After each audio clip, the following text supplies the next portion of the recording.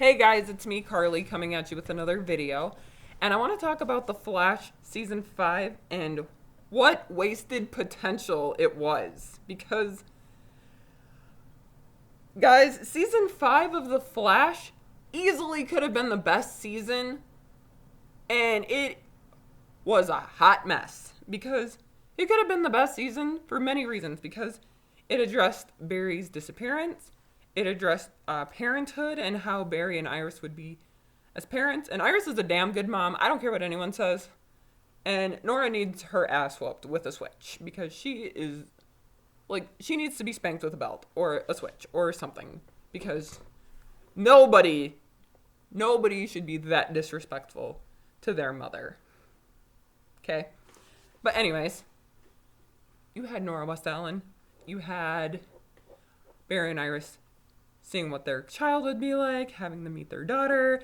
You had Eobard Thawne, even though he was wearing Wells's face, which just seeing Wells's face at this point makes me want to gouge my eyes out because I really do not want to see Tom's face. Sorry, Tom Cavanaugh, even though your best work comes as Eobard Thawne, but I want Matt Fletcher back so bad.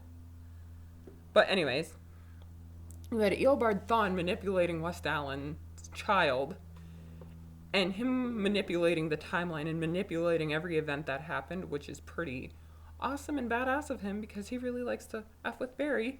And he's a longtime villain, and he is like the greatest villain on The Flash because every other villain just is, nah. Zoom was a good, okay villain, but, I don't know. Just other villains just do not hold up to Thawne at all. And you have Iris start her newspaper company, and even you have Camilla, and she even hires Camilla, who is Cisco's new love interest, though despite the fact they don't have any chemistry, which we're going to talk about Cisco because his story arc was disappointing. I'm sorry, Carlos Valdez. But yeah, it was disappointing. And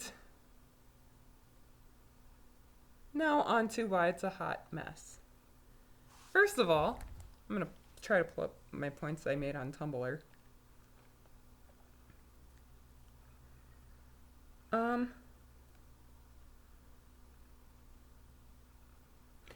The villain himself, or herself, Cicada. Both cicadas were absolutely, dreadfully, painfully boring. Like, I mean, what exactly was the motivation for... All Cicada did was go around killing metahumans for the sake of being metahumans, and because Grace was in a coma. And then, I'm going to say Uncle Cicada and Grace Cicada, so there's no confusion. Uncle Cicada's actor, Chris Klein, was so painfully horrendous acting. Ugh, it was so bad. Like, watching his scenes and his acting was so painful. I mean, he was so wooden and so boring and just, like, felt so wooden. And I just didn't want to watch his scenes. And the only good thing is that Iris stabbed him. So. And how was he not an easy villain to defeat? And how do you dampen his dagger? Like, that was not good. The villain himself was boring. He had no connection to Barry. And he was just a sad, petty uncle who wanted to go around killing metahumans because they hurt his niece or whatever and killed his family. I don't know. Actually, I don't really know that, but I don't know why his niece was in a coma. I didn't watch the whole season, and I'm going to tell you why I didn't, because it was just awful. And Grace Cicada, she was a very small improvement over Uncle Cicada. And she kind of could... The actress was... Nah. But I did not like her, at all, because she just didn't make any sense. And how are things in the timeline not being affected if her past self is in a coma and she kidnaps her past self? Sorry. And that was not interesting to me. Like, the villains of the season were boring, and the acting was not good. It was okay. Good in some aspects, but Chris Klein is not a good actor. Unless he's been in something else where he actually is a good actor, but in The Flash, that was not good acting. At all. And Grace Takeda was an okay actress. She was just kind of dull. Takeda is just the worst villain ever. Acting's terrible.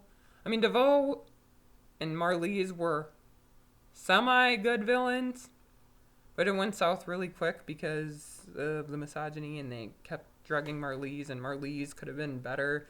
But she gets somewhat of a redemption arc, but unlike those two villains that we saw in Season 5, Season 4 villains could actually act, and Savitar could have been a really compelling villain because he was a version of Barry. But we waited so long in Season 3 to get to Barry, the big reveal of Savitar, that everything was just crammed in. And we should have found out like episode 15 or so. Because that was the pacing of the past few seasons has been off. The pacing of the seasons have been off, and they have not been good. And we've waited way too long to find out what the villain's plan was. There's no talk of the important issues. And yeah, overall, I hate Cicada as a villain. He's just so boring. And Chris Klein is so, like, dull. My next gripe about the show, or about Season 5 anyway, is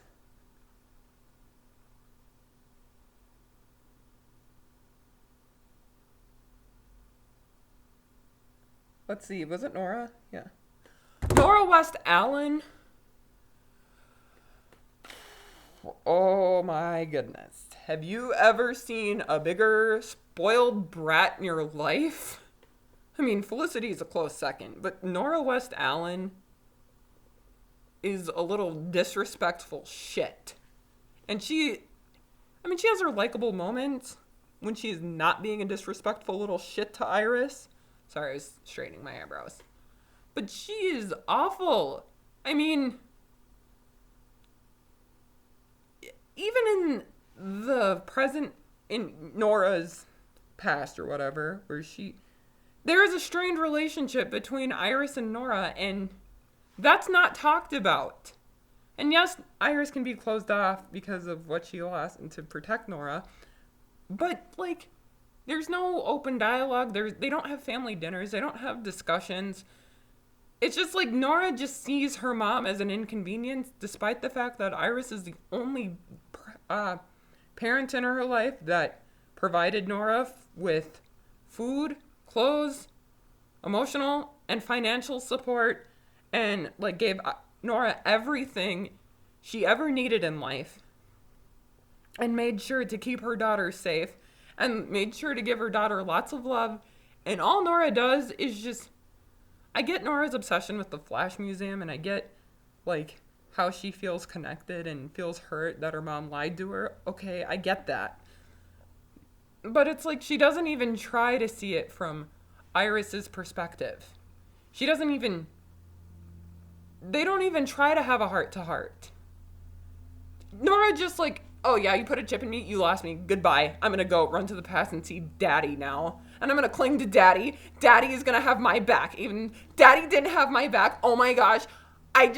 I'm so mad at Mom, and Daddy needs to, like, yell at Mommy. It's like, girl, if you think that Barry is not gonna support Iris, then you got another thing coming, because you are a disrespectful little shit. I'm sorry, you are a spoiled little shit.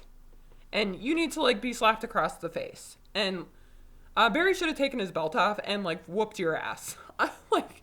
I know I'm, like, being extreme here, but Or Nora, like, or Iris should have made you go cut a switch because you are a bitch to your own mom. And, like, I need to, like, calm down because Nora is, like, the fucking worst. Like, she was, like, one of the worst parts about the season, and I thought I was gonna like Nora because she was all bubbly and nice and jittery and blah. But no. Instead, she treats Iris like she's daddy's new girlfriend and treats her like a terrible stepmom instead of the woman who birthed her, raised her, and clothed her for 30 years and gave her financial and emotional support and gave her stability. And what really, really gets under my skin about all of this is that she turns Iris off, yells at Iris, and she, like, frickin' traumatizes Iris all throughout the first half of season 5, all because something future Iris did. Like, I don't know about you, but if my kid did that to me, I'm gonna be like, I'd backhand them so hard that they wouldn't even remember how to be disrespectful.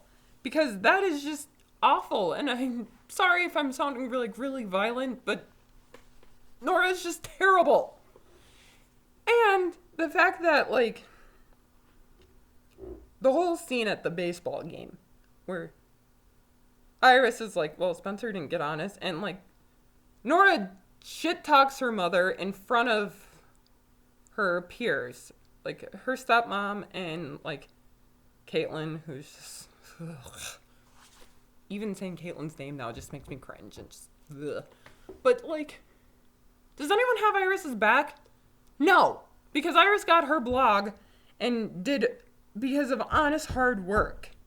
And does Nora respect that? No. Instead, she belittles her mom's career and thinks it's a lesser career, which is basically they're having racist fangirls and racist fanboys talk through Nora is what it feels like and how she treats Iris.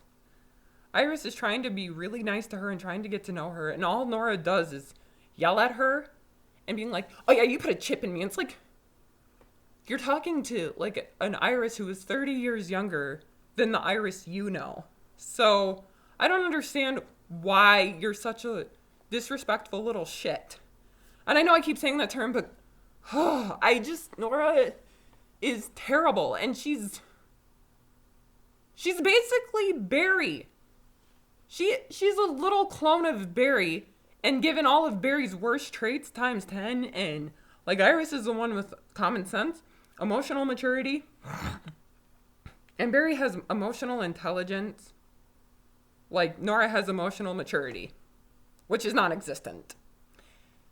And even when Barry runs Nora's ass to the pipeline for working with Thawne, who goes and defends her? Who goes and is, like, trying to help her daughter? Who goes and defends Nora? Oh yeah, that's right, it's Iris. Who lets Nora out of the pipeline to let her explain herself and to give her a chance? Iris. Who figures out a way to time travel to go get their daughter and reassure Nora that they still love her? Oh yeah, that's right, Iris. Iris does all of that. Iris defends Nora. Iris is trying to get to know Nora. Iris is loving of Nora. And all Nora can do is disrespect her mother, treat her like shit, yell at her, and traumatize her. And then when Iris goes to the future to go get Nora and have her back, she only bitches because Barry didn't come with. Does she not see, like, her mom went through extreme efforts to reassure her that did she not see Iris go through extreme efforts to reassure Nora that she still loved her? Like, why did you write Nora as a 30-year-old woman with the maturity of a 5-year-old or 15-year-old and give her, like, and have her be a total brat to Iris. And the fact that she blocked Iris's number, but she kept Caitlyn's number, she kept a human trafficker's number in her phone. And yeah, I'm calling Caitlyn a human trafficker because she is, and I don't care what anyone says because Caitlyn is a human trafficker. And a woman who helped try to have her mother killed gets her phone saved in, the woman who helped try to have her mother killed gets her number saved, but not Iris. Iris gets blocked. I really can't stand Nora now because she, spent the whole time on the show traumatizing Iris, and then her goodbye is, I love you both, thank you. And Iris is the one caping for her daughter. Is Barry? No. The minute she, which I also didn't approve of this, but Barry, threw her ass in the pipeline and then took her back to the future without consulting Iris. And yet, I can't work with someone I don't trust, even though you're working close with Caitlyn, the woman who helped try to have the love of your life killed. And she almost helped sell you into meta trafficking. Make it make sense. Oh, wait, Caitlyn's white, so she just gets off easily. And she's coddled. Okay. Whew. Sorry, Nora's the fucking worst. Nora XS, not Nora Allen, not Barry's mama, because she's a sweetheart. But her granddaughter, Nora, needs to have her ass whipped with a switch, because she is literally the fucking worst. Okay. Sorry, I didn't mean to go on a long rant about Nora. Now on to the dead weights of this show. That would be Caitlyn Snow / Killer Frost and the several iterations of Wells. You already know how I feel about the Wells character. Yeah, I hate any iteration I see of him, and the fact that there had to be double the Wells or double the Tom, just, ugh. I mean, Tom is great. Tom is a great actor, and his best stuff is when he's doing Wells. But when he's playing Sherlock, it is cringy. His accent is cringy, his look is cringy, and he's, it's like nails on a chalkboard. His accent is nails on a chalkboard to me, and it's gross. Or it's like the sound of sandpaper rubbing together, which reminds me of chafed thighs for some reason. I don't know why I just shared that, but okay. But Wells is just overdone. He's dead weight. And the fact that they had to have a scene of him, in season 4 when they had the Council of Wells, I'm go away because I don't need this. This is taking away from compelling storytelling. And then they had the Council of Sherlock's ex-wives. And just, that was not funny. That is actually kind of creepy that he keeps jumping from earth to earth and marrying a variation of the same woman. Isn't that a bit stalkerish? That's creepy. And it's not funny because it's taking away from what could be compelling storytelling. You could have Iris investigating things because she is an investigative journalist. She does have a job, You could have Barry at the precinct. You could have Barry doing CSI stuff because Barry is a CSI. You could have Barry doing intelligent things, and the only time he ever does intelligent things is when he's away from Star Labs. And just having Wells there just drags the show down, and it is like trying to swim with an anchor attached to your ankle, trying to watch his scenes because they are so cringy. And all Iris gets is the emotional scenes and, having people treat her like shit. And she's the one apologizing and being compassionate, even though she doesn't deserve that. And it just shows how terrible goes to show how terrible you treat the black women on your show. I mean, you make Iris shoulder everyone's burdens. You make Iris go out of her way to comfort everyone else. But the moment she needs comforting or defending, nobody comes to her rescue, and she just is left to fend for herself, which is a really harmful stereotype. You're making her you're turning her into the typical strong black woman who doesn't need comforting, even though she's human. But that's not helpful. And I know I bring this up a lot, but I can't reiterate this enough. And you're not giving Iris the screen time she needs. And like, the crossover. And the 100th episode could have been great. Barry and Iris barely got screen time. Or no, correction. Iris barely got any screen time. And she is the leading female. Nora get more screen time. And Nora is not even the leading female. She's just the daughter. And all they did was run back in time. And then the crossovers. Well, I'm kind of over those because you didn't include Iris in the crossover, even though you included Lois Lane. And like Lois Lane actually puts herself in danger and she's actually useful. Doesn't Iris put herself in danger? Doesn't Iris actually put herself out there?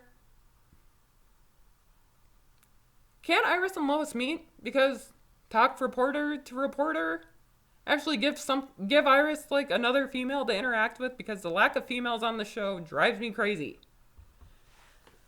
Yeah, but anyways, back to Wells. I don't understand why Tom needs to be there. Tom can go. He needs to go away. Tom can go. Like Tom Cavanaugh, I'm sorry. You're a great actor and everything, but you really do not need to play another Wells. Just like if you're going to bring a character back, either bring back Linda or Marlies, or hopefully both, because they're both attractive and gorgeous, and Iris really needs female friends. I can't stress that enough. Preferably not Caitlin, though, because Caitlin's awful. Now on to Caitlin. Oh my gosh. Caitlin is absolute deadweight on this show. I don't know why the Team Flash wants her around. Like, I'm not saying that to be mean. I'm saying that to be realistic. Team Flash. Sorry, got a button in my shirt. Team Flash is just a hindrance in general to Barry. And Star Labs is like a deadweight to the show. And The Ground should really get the award for Best Supporting Actor, because it was very supportive to Caitlin and Barry because of all the times they got knocked out.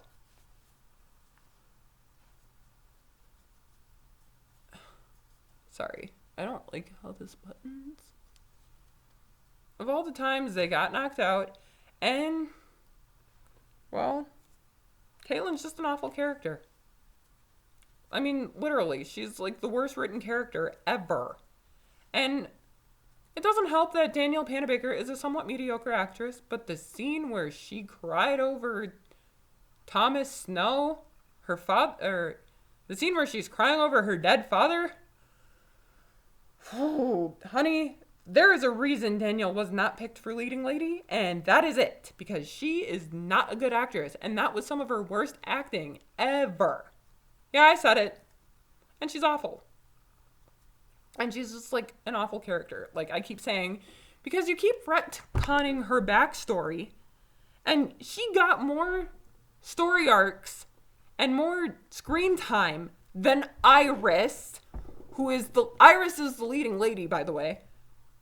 And yet, you could have Iris doing interesting things, like investigating and actually show people at their jobs. Barry, needs to be shown at his job more. Because, sorry, I'm a very fidgety person. There, that's better. My camera is, reversed, but yeah. But Caitlin has, 3 different, she keeps getting retconned. They said that she was the key to defeating Cicada because she's not a dark matter meta. But for some reason, power dampening cuffs that are meant for dark matter metas work on her despite the fact she's not a dark matter meta.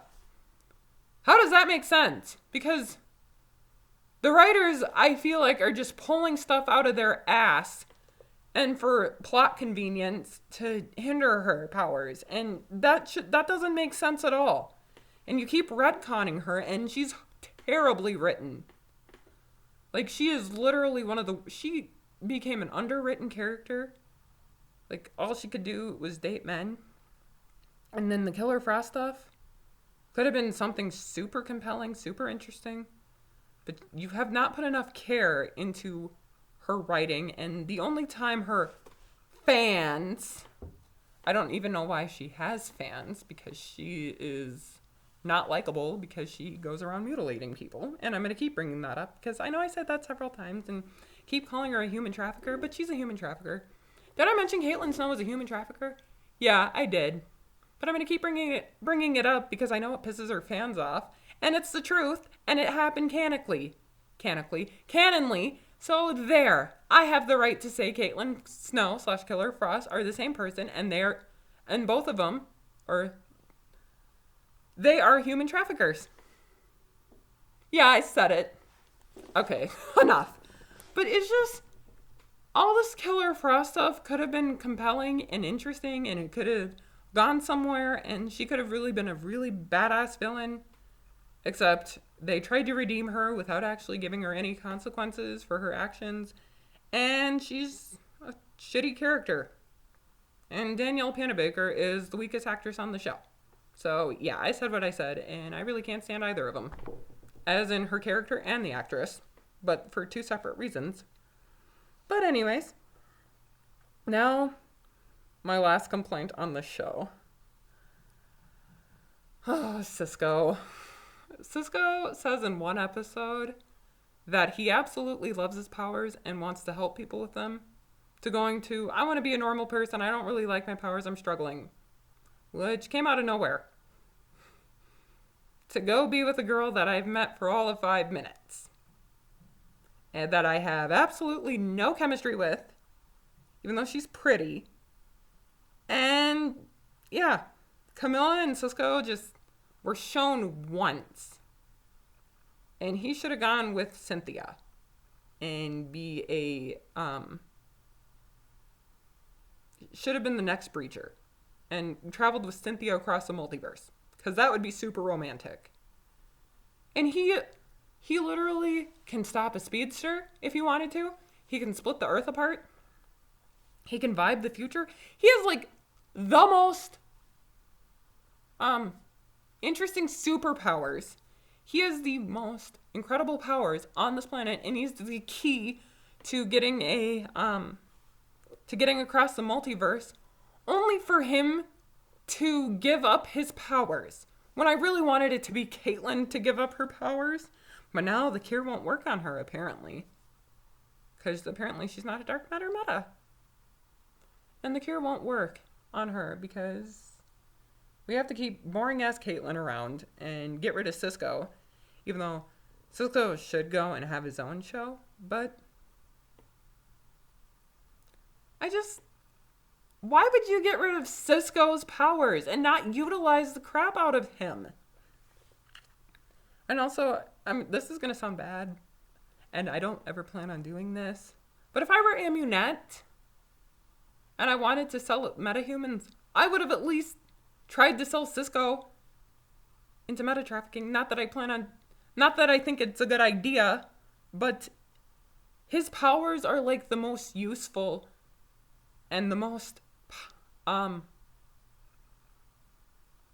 he's the most powerful metahuman, and he is the one who gives up his powers. Like, Caitlin is not... She needs to surrender her doctor's license because she needs to be in prison for malpractice, for helping traffic people, for mutilating people, for attempted murder, being a link to murder, being an accessory to murder, and for kidnapping, for breaking and entering. Like, Caitlin has so many crimes on her hands. Like, it's probably enough on 2 hands and feet to, like, count the number of atrocious crimes she's committed. And yet, does she face consequences? No. Does Nora face consequences for working with Thawne? Gets thrown in the pipeline and gets taken back to Barry. Oh, let's talk about the negative Speed Force. Nora in the negative Speed Force.